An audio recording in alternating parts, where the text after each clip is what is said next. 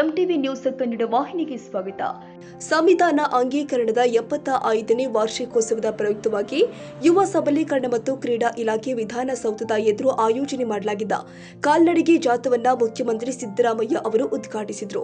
ಸಂವಿಧಾನ ಕೊಟ್ಟಿರುವ ಹಕ್ಕುಗಳನ್ನು ಚಲಾಯಿಸುವುದರ ಜೊತೆಗೆ ಬಾಧ್ಯತೆಗಳನ್ನು ತಪ್ಪದೇ ಪಾಲಿಸುವುದು ಅವಶ್ಯಕ.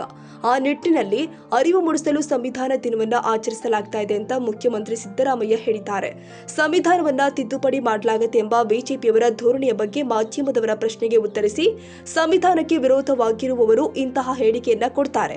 ಇತ್ತೀಚೆಗೆ ಉಡುಪಿಯ ಪೇಜಾವರ ಶ್ರೀಗಳು ಕೂಡ ಸಂವಿಧಾನ ಬದಲಾವಣೆಯ ಬಗ್ಗೆ ಮಾತನಾಡಿದ್ದಾರೆ. ಸಂವಿಧಾನವನ್ನ ರಕ್ಷಿಸುವ ಕಾರ್ಯ ನಮ್ಮ ಸರ್ಕಾರ ಮಾಡ್ತಾ ಇದೆ. ಸಂವಿಧಾನದಲ್ಲಿ ಈಗಾಗಲೇ 106 ತಿದ್ದುಪಡಿಗಳಾಗಿದ್ದು, ವಿಶ್ವದಲ್ಲಿ ದೀರ್ಘಕಾಲದಿಂದ ಅಸ್ತಿತ್ವದಲ್ಲಿ ಇರುವ ಭಾರತದ ಸಂವಿಧಾನ ಎಂಬ ಹೆಮ್ಮೆ ನಮ್ಮದು ಎಂದಿದ್ದಾರೆ.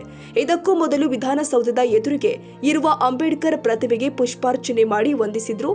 ಸಮಾಜ ಕಲ್ಯಾಣ ಸಚಿವರು ಆದ ಎಚ್.ಸಿ. ಮಹದೇವಪ್ಪ, ಅರಣ್ಯ ಸಚಿವ ಈಶ್ವರ್ ಖಂಡ್ರೆ, ಮುಖ್ಯಮಂತ್ರಿಗಳ ರಾಜಕೀಯ ಕಾರ್ಯದರ್ಶಿ ಗೋವಿಂದರಾಜು ಮತ್ತು ಶಾಸಕರು ಮತ್ತು ಅಧಿಕಾರಿಗಳು ಉಪಸ್ಥಿತರಿದ್ದರು.